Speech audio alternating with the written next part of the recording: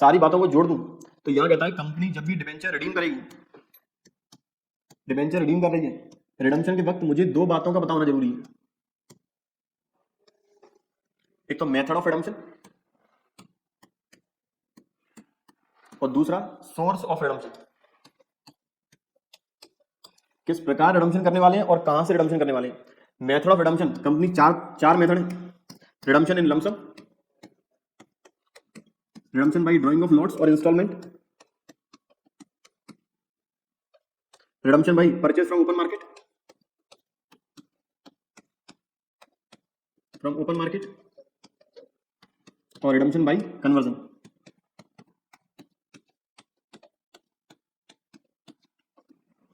Lump sum में पूरा पैसा लौटा देंगे एक बार में, यहाँ पर पैसा लौटाएंगे इंस्टॉलमेंट में, दोनों केस में एंट्री एक जैसी होंगी, लेकिन इंस्टॉलमेंट वाले में एंट्री रिपीट होती रहेगी जब तक कंपनी पूरा डिबेंचर होल्डर का पैसा नहीं लौटा देती।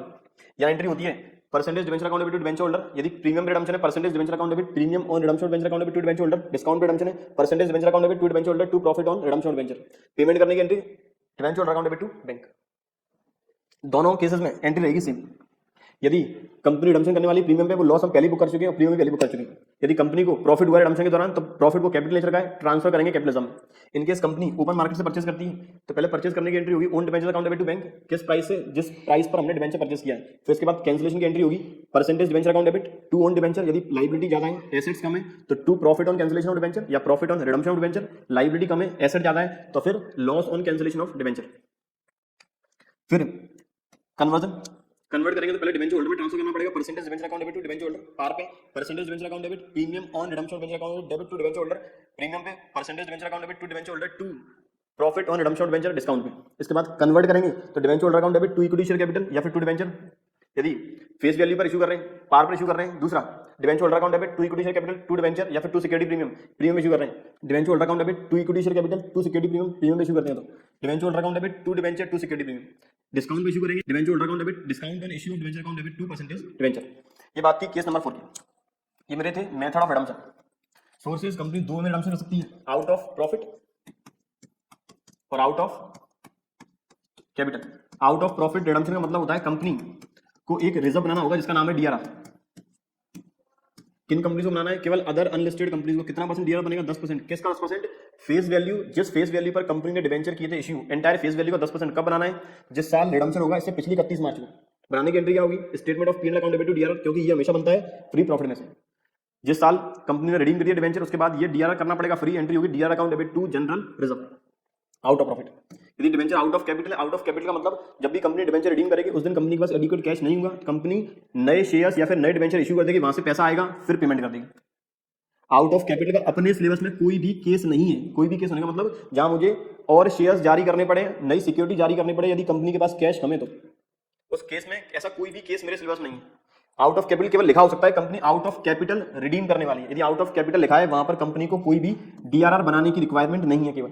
अदरवाइज आउट ऑफ कैपिटल का मेन यूज है कंपनी के पास उस दिन पैसा नहीं हुआ तो कंपनी नई सिक्योरिटी इशू करेगी। ऐसा वापस कोई भी केस मेरे सिलेबस में नहीं है। इसके बाद कोई ऐसा प्रोविजन जो हर एक कंपनी को फॉलो करना पड़ेगा वो debenture redemption investment, DRI. Company को इन्वेस्टमेंट करना होगा, कितना परसेंट पैसा, 15%, वो भी face value of debenture to be redeemed. कब इन्वेस्टमेंट करेंगे, जिस साल रिडम्पशन करने वाले हैं उस साल की 30 अप्रैल को, जिस साल रिडम्पशन किया उस दिन। अब इस डीआरआई का आगे कोई भी यूटिलाइजेशन नहीं है तो बेच देंगे। बेचने की एंट्री फेस वैल्यू बेचा, जिस प्राइस पे खरीदा उसी पे बेचा, bank account debit to DRI. कुछ प्रॉफिट हुआ to profit on sale of DRI, loss हुआ तो loss on sale of DRI. कोई इंटरेस्ट रिसीव हुई, bank account debit to interest on DRI. Interest और प्रॉफिट ट्रांसफर करेंगे स्टेटमेंट ऑफ पी&एल में, entry interest on DRI, profit on DRI, account debit to statement of P and L, loss charge करेंगे statement of P and L account debit to loss on DRI. ये बात थी debenture redemption investment के context में। अब बच्चों यहाँ पर कुछ और बातें जो डिबेंचर रिडम्पशन इन्वेस्टमेंट के कंटेक्स्ट में ही है, जैसे इन केस यदि कंपनी इंस्टॉलमेंट में रिडम्पशन कर रही है, कंपनी को जो डीआरआई है तो चारों केस में बनाना पड़ेगा। डीआरआई केवल तब बनाएगी जब रिडम्पशन आउट ऑफ प्रॉफिट हो। तो कंपनी इन केस इंस्टॉलमेंट में रिडम्पशन कर रही है तो कंपनी ने 31 मार्च सपोज 2014 को पहले रिडम्पशन करना है, फिर करना है 2015 को, फिर करना है 2016 को, और रिडम्पशन करना है हर बार सपोज 10,000 की फेस वैल्यू पर। हर बार रिडम्पशन करना है 10,000 वाले डिबेंचर की फेस वैल्यू पर। कंपनी को 31 मार्च 2014 से पहले जो 30 अप्रैल निकल के गई, 30 अप्रैल 2013, यहां इन्वेस्टमेंट खरीदने होंगे। कितने खरीदेंगे, 10,000 का 15%, 1500 की। अब आ गया मेरा रिडम्पशन वाला दिन। रिडम्पशन वाले दिन ये मैं इन्वेस्टमेंट बेच दूंगा।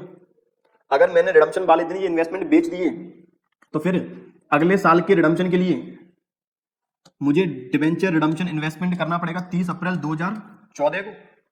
अब मुझे 1500 रुपए के डिबेंचर मैंने बेच दिए 31 मार्च 2014 को, जो मैंने खरीदे थे 30 अप्रैल 2013 को। इसका जो मैंने डीआरआई खरीदा था वो था 30 अप्रैल 2013। इसके लिए खरीदूंगा 30 अप्रैल 14 और इसके लिए 30 अप्रैल 15।